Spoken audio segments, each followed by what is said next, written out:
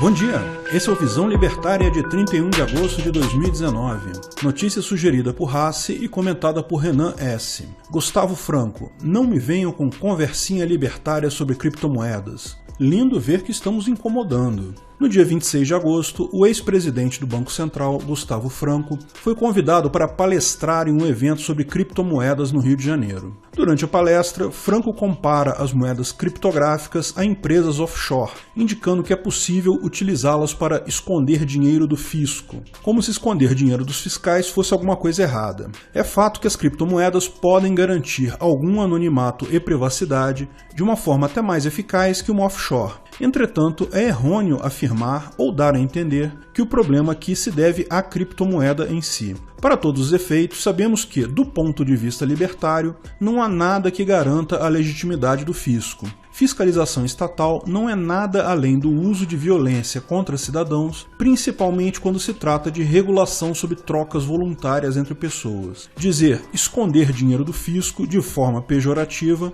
é equiparável a dizer: se um ladrão pedir o seu relógio, entregue, além do seu relógio, seu carro, sua casa e seu celular. Na ótica libertária, esconder dinheiro do fisco é simplesmente se defender, ainda que parcialmente, de um ataque contra sua propriedade. Toda fiscalização, para que seja legítima, deve ter sido aceita por meio de contratos entre ambas as partes. Ainda assim, o uso de criptomoedas não pode sofrer penalização com base nas ações de algum determinado grupo de pessoas. A transação de criptoativos pouco tem a ver com a forma com a qual os usuários adquiriram seus recursos. É importante lembrar que trocas voluntárias não podem ser consideradas crime em hipótese alguma, e tudo que o mercado de criptos proporciona é a possibilidade dessa troca voluntária de ativos entre pessoas acontecer sem a interferência do Estado. Ainda nessa palestra, Franco faz um alerta. As criptomoedas criaram uma espécie de sensação de novo offshore ligado ao anonimato. Bom, se for para ser isso, não vai rolar. Reguladores desse planeta vão bombardear a ideia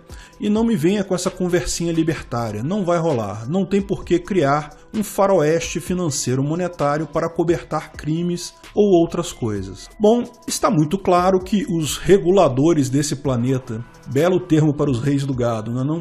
Irão bombardear a ideia de uma moeda descentralizada. Já estão fazendo isso. Sem o controle sobre a moeda, só restaria aos reguladores deste planeta trabalhar de forma eficiente e oferecer seus serviços voluntariamente, do jeito que funcionam instituições privadas, já que seria impossível realizar a coleta coercitiva de imposto, visto que é fisicamente impossível controlar transações no formato peer-to-peer, de pessoa para pessoa, em escalas maiores do que uma cidadezinha de 500 habitantes. Para evitar o desastre completo que seria ter que trabalhar, os reguladores deste planeta com certeza irão buscar formas de controlar, restringir, proibir, até mesmo usar violência física, tentando impedir que essas moedas engulam o estado garantidor do seu bem-estar pessoal deles, dos fiscais. Essas tentativas podem até ser efetivas em algum momento e por pouquíssimo tempo.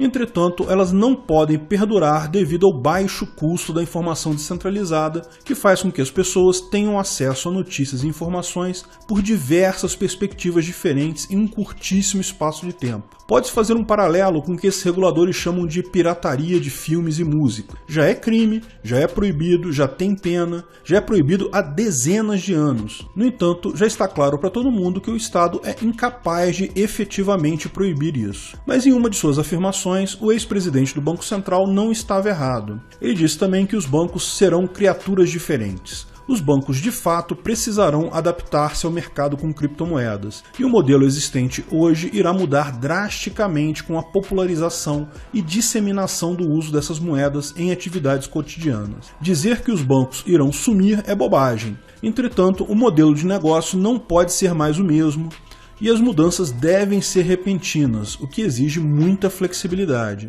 sendo assim um grande desafio para o setor. Os bancos, na verdade, já estão mudando.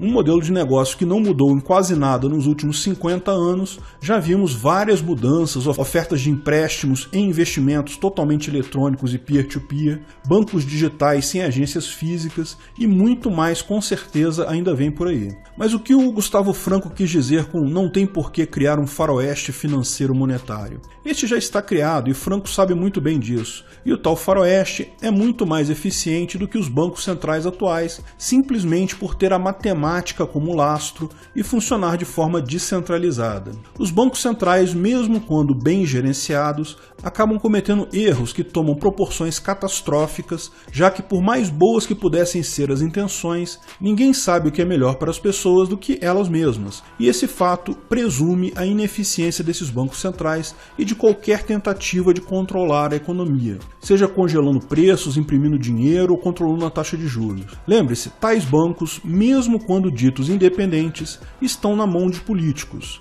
Papel moeda estatal é literalmente papelzinho colorido, lastreado única e exclusivamente em honestidade e inteligência de políticos. Gustavo Franco ainda traça semelhanças entre a máfia e governos. Olha, para quem não gosta de conversinha libertária, o cara tem uma visão bem libertária da coisa. Centralizar decisões nunca é a melhor opção quando se trata de grupos de indivíduos. Me desculpe, senhor Gustavo Franco, mas as criptomoedas já estão rolando. Notícia sugerida e comentada por Rodolfo Andrello. Congresso determina prisão de quem compartilhar fake news. Na semana passada, instalou-se uma polêmica acerca de um projeto de lei supostamente destinado a criminalizar as fake news. Com a recente aprovação do projeto, ficou definido que o réu enquadrado nesse crime pode ser condenado de 2 a 8 anos de reclusão, fora um aumento de 1/6 da pena se o réu utilizar de pseudônimo ou anonimato. Os defensores da lei hedionda utilizaram uma estratégia infantil de bem contra o mal, dizendo que os críticos da matéria são defensores de fake news. Mas será que isso se sustenta? Vejamos a redação vigente aprovada pelo Congresso. Dar causa à instauração de investigação policial, de processo judicial, de investigação administrativa, de inquérito civil ou de improbidade administrativa, atribuindo a alguém a prática de crime ou ato infracional de que o sabe inocente, com finalidade eleitoral. Pena, reclusão de 2 a 8 anos e multa. Esse é o chamado crime. Agora, vamos tecer algumas considerações. Em primeiro lugar, é notório que atribuir crime a indivíduo inocente é evidentemente algo detestável, uma conduta repudiável e que traz para o denunciante uma massiva rejeição da sociedade. O recente caso do Neymar ilustra bem o quão detestável se revela uma situação como essa.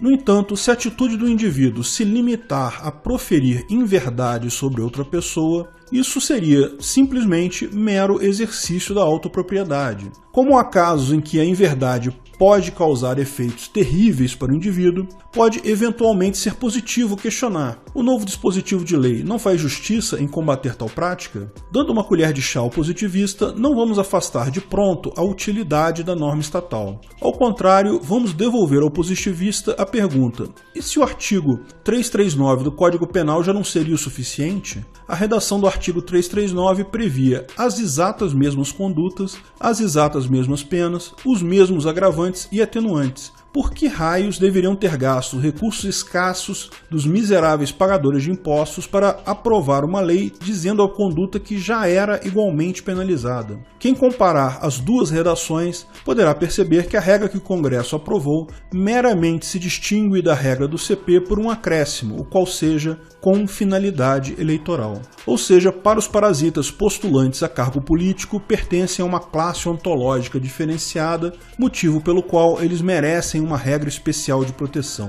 Mas por que, pelos 7 infernos, os políticos do Congresso já não se sentiam protegidos o bastante com a regra antiga? Todo indivíduo que fosse vítima do suposto crime poderia se valer da regra do CP para buscar punição contra o caluniador, e com os efeitos idênticos de pena. Ou seja, tal rabisco não faz qualquer sentido. Porém, é importante lembrar que a parte que foi vetada por il capore tutti capi e depois o veto foi derrubado pelo Kim Patroca Kataguiri foi o parágrafo 3º dessa nova lei, que não tem correspondente na lei anterior. Esse diz: incorrerá nas mesmas penas desse artigo quem, comprovadamente ciente da inocência do denunciado e com finalidade eleitoral, divulga ou propala por qualquer meio ou forma o ato ou fato que lhe foi falsamente atribuído. Vamos entender o que isso significa. Os juristas têm alertado que isso é um tipo totalmente fora da proposta original de lei. Enquanto a lei fala em denunciação caluniosa, ou seja, alguém abrir uma investigação sobre o fato que sabe ser falso, essa parte da lei, esse terceiro parágrafo, fala apenas em divulgar tal fato. Ou seja, não se assemelha ao crime de denunciação caluniosa, mas sim ao crime de calúnia, cujas penas são muito menores. No entanto, desta redação obtém-se que agora as penas de calúnia com finalidade eleitoral passa a ser a mesma que a de denunciação caluniosa. Veja, uma coisa é calúnia, artigo 138 do CP, imputar falsamente a alguém fato definido como crime, ou seja, meramente falar que alguém cometeu um crime. Isso tem pena de 6 meses a 2 anos. Trata-se de um crime de menor potencial ofensivo. Entenda-se, ninguém vai em cana, só paga cesta básica. Você diz que a pessoa cometeu um crime sabendo que ela não cometeu. A denunciação caluniosa é mais do que isso. É ir lá na delegacia e registrar um BO acusando aquela pessoa do crime que você sabe que ela não cometeu. Com a derrubada do veto, o que acontece agora é que tanto quem foi lá e registrou o BO falso sobre um crime que pode ser falso, como quem meramente falou que tal pessoa cometeu tal crime, que ele sabe ser falso, tem a mesma pena. E como é de 2 a 8 anos, não é cesta básica não, vai ter processo, e se a pena for maior que 4 anos, vai ter cadeia. Em tais besteiras que consistem a evidente tradição burra da legislação nacional, que procura especificar nos mínimos detalhes as condutas dos indivíduos. A formação das leis no Congresso consegue ser tão sapiente que, se você quiser extravasar sua raiva de um político, é mais vantajoso praticar contra ele uma lesão corporal de natureza grave que o afaste por mais de 30 dias das suas funções, já que o Código Penal prevê esse crime uma pena máxima de 5 anos. É ridículo, é absurdo, é inconcebível que você mentir sobre um político tenha uma pena maior do que isso. A regra ainda faz supor que organismos preenchidos por burocratas poderão julgar até se o indivíduo sabia ou não da suposta inverdade. Na prática, a ideia toda gira em torno de basicamente blindar as lideranças políticas como Lula e demais assemelhados, mesmo que no fundo sejam totalmente ineficientes para isso. Tem o intuito de gerar manchetes do tipo: fake news agora é crime, você pode ser condenado a 8 anos de cadeia, fazendo o populacho bovino gadoso achar que mudou alguma coisa. Dona Maria do WhatsApp pode ficar tranquila, a lei não serve para absolutamente nada, mandar fake news é seu direito jusnatural como sempre foi. Não sendo uma mentira em contrato, o que seria uma fraude, mentir pode até ser imoral, mas jamais vai ser antiético.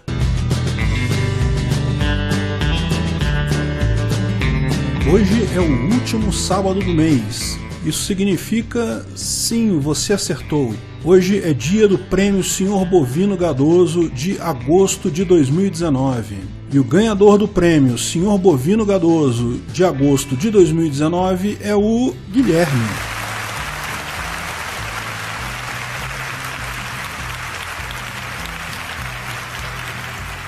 Guilherme estava discutindo em uma thread sobre se existiriam ANCAPs com mais de 20 anos. Eu, Hofbar e Hop mandamos lembranças. Quando mugiu a seguinte frase: o Estado pode até financiar o bolso de políticos, mas eu adoro pagar imposto,